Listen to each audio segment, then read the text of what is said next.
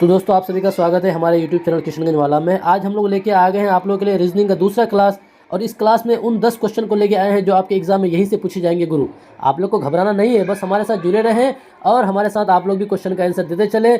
इंशाल्लाह आप लोग भी पास हो जाइएगा। तो चलिए पहले सवाल में, जो पहला सवाल आपका पूछा है कि नीचे दिए गए विकल्पों में से विषम तत्वों को ज्ञात कीजिए। कि विषम का मानी होता है अलग, यानी इन चारों ऑप्शनों में से कौन सबसे अलग है उसको चुनना है और बताना है। तो पहला ऑप्शन आपका है ऊँट है, दूसरा घोड़ा है, तीसरा बैल है और चौथा आपका बिल्ली है। इन चारों में अगर आप देखिएगा तो जो ऊँट, घोड़ा, बैल, ऊँट, घोड़ा और ये बैल, ये तीनों में एक चीज़ कॉमन है कि ये तीनों क्या करता है, सामान ढोने का काम करता है। सामान ढोने का काम करता है, ये कैरिंग का काम करता है। लेकिन उनमें से जो आपका बिल्ली है, ये बिल्ली जो ये सामान ढोने का काम नहीं करता, बल्कि बिल्ली क्या करता है, रात में चुपके से आकर के दूध पी लेने का काम करता है। तो इन सब में से सिर्फ आपका बिल्ली जो है ये सबसे अलग है। तो यही आपका आंसर हो जाएगा गाइज, ऑप्शन नंबर डी हो जाएगा। तो आप लोग भी मिला लीजिएगा, ऑप्शन नंबर डी इसका आंसर होगा। फिर चलते हैं अगले सवाल में, क्वेश्चन नंबर दूसरा। तो दूसरा सवाल आपका है, सवाल नंबर दूसरा, कि ए का पिता जो है वो बी का दामाद है और सी जो है वो ए की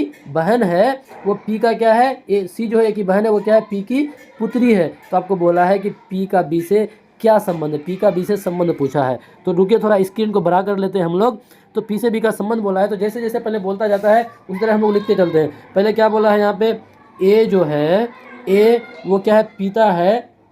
ए है ए का पिता जो वो बी का दामाद है। तो जो ए का पिता जो होगा, ए का जो फादर है, फादर वो क्या है, बी का आपका जो यहाँ पे बी है, बी इसका ये डी फॉर दामाद है। उसके बाद आगे फिर अगला इसमें क्या बोला है कि सी जो है वो ए की बहन है। सी जो है, सी आपका ए की बहन है, ये बहन है, बौ से बहन, ए की बहन है। फिर आगे क्या बोला है कि जो ए की बहन है सी, वो पी का पुत्री है, पी की वो पुत्री है, पी, ये पी की पुत्री है, सी पी की पुत्री है। अब आगे क्या बोल रहा है कि पी का बी से क्या संबंध होगा, ये पी और बी के बीच, इन दोनों के बीच में क्या रिलेशन है। तो आप लोग खुद देखिएगा कि ए जो है, ए और सी दोनों, ए और सी ये दोनों आपस में क्या है, भाई बहन है। ये दोनों आपस में भाई बहन है। और ए जो है, ए का ये पिता है, ए का ये पिता है जो बी का दामाद है। और जो सी, ए और सी जो आपस में भाई बहन है, तो यहाँ पे अगर देखिएगा तो ये दोनों पी और ये दोनों आपका क्या हो जाएगा, हस्बैंड वाइफ हो जाएगा। ये दोनों अगर हस्बैंड वाइफ हो जाएगा तो ये जो इसका पिता जो है, ये इसका जो दामाद है, बी का दामाद है, तो इसका मतलब होगा जो ये पी है, पी और बी के जो संबंध होगा, पी इस बी का क्या हो जाएगा, पुत्री हो जाएगा दोस्तों, तभी तो वो उसका दामाद होगा। तो ऑप्शन नंबर इसका क्या हो जाएगा, ऑप्शन नंबर ए हो जाएगा। ऑप्शन नंबर ए उसका पुत्री हो जाएगा। चलते हैं अगले सवाल में, क्वेश्चन नंबर 3 में चलते हैं। क्वेश्चन नंबर 3 वेन आरेख है। वेन आरेख, यहाँ से एक सवाल हर हाल में आपको पूछेगा। जो आपका 10 सवाल लेगा उसमें से एक सवाल का पूछना हर हाल में कंफर्म है। तो आप लोग वेन आरेख को बिल्कुल भी इग्नोर नहीं कीजिएगा। क्वेश्चन नंबर 3 क्या है कि पुरुष और लिपिक और चपरासी के बीच संबंध को कौन सी आकृति प्रदर्शित करती है।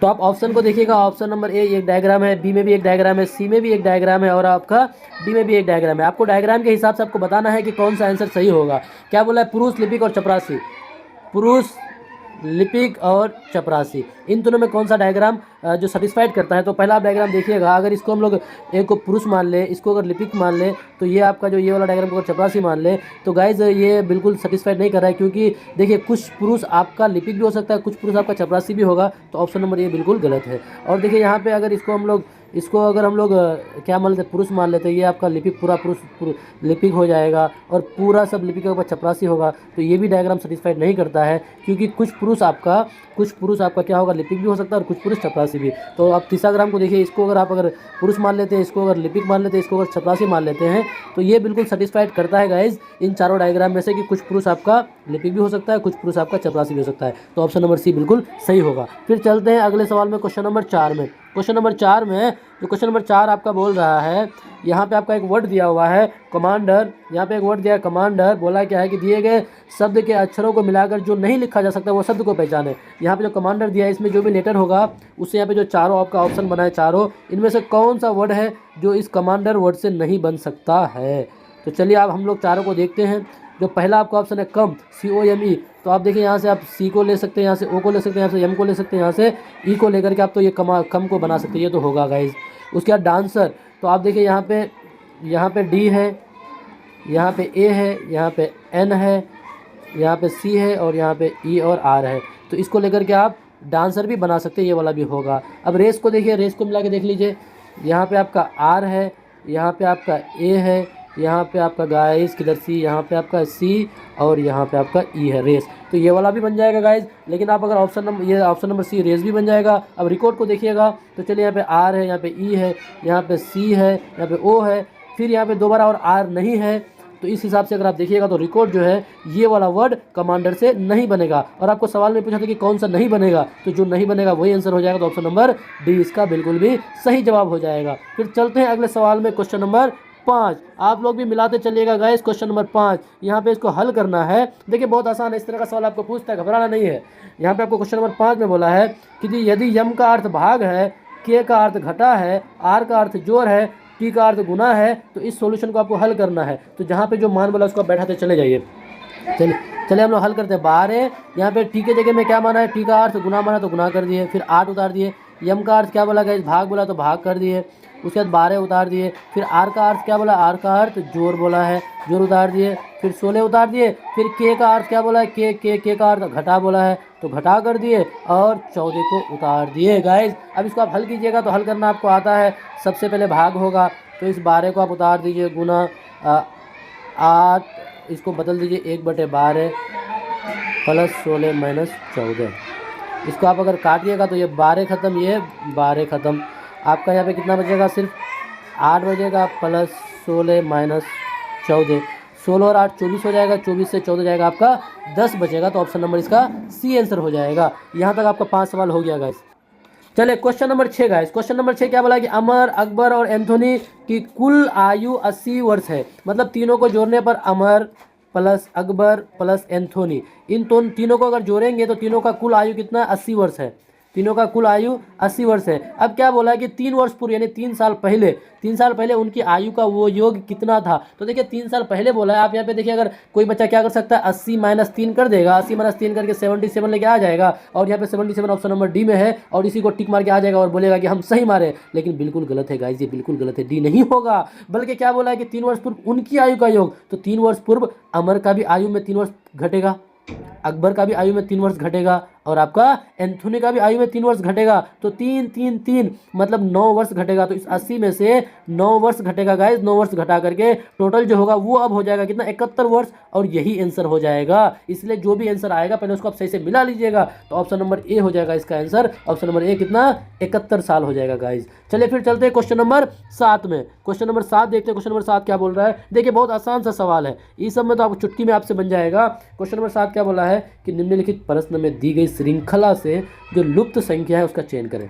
इस तरह का जब भी सवाल आपको पूछेगा पहले आपको पैटर्न को पकड़ना है, मजबूती से पकड़ना है कि पैटर्न क्या बोल रहा है। तो देखिए यहाँ पे पहला जो देखिएगा, पहले में 49 है, फिर 46 आ गया, फिर 43 आ गया, फिर 40 आ गया, फिर 34 आ गया। तो एक चीज़ तो समझ में आ रहा है कि यहाँ पे क्या हो रहा है, घट रहा है, यहाँ पे डिक्रीज हो रहा है। यहाँ पे डिक्रीज हो रहा है तो कितना का डिक्रीज हो रहा है वो पता करना है। तो पहले में अगर आप देखिएगा 49 से 46 आया तो यहाँ पे -3 हो रहा है। फिर 46 से 43 आया तो यहाँ पे भी -3 हो रहा है। 43 से 40 आया तो यहाँ पे भी -3 हो रहा है। तो एक बात तो समझ में आ रहा है कि -3 का घट रहा है। तो 40 से अगर आप -3 घटा दीजिएगा गाइस, तो आप तो आंख बंद करके इसका जवाब दे दीजिएगा। 40 से 3 गया, कितना बचेगा, 37 देखिए 37 आपका कहाँ पे है, ऑप्शन नंबर बी में। चिल्ला के बोल रहा है कि मैं यहाँ हूँ। तो इसका आंसर क्या हो जाएगा गाइस, 37 हो जाएगा, ऑप्शन नंबर बी। चलिए फिर अगले सवाल में क्वेश्चन नंबर 8 देखिए। फिर पैटर्न पे आधारित सवाल है।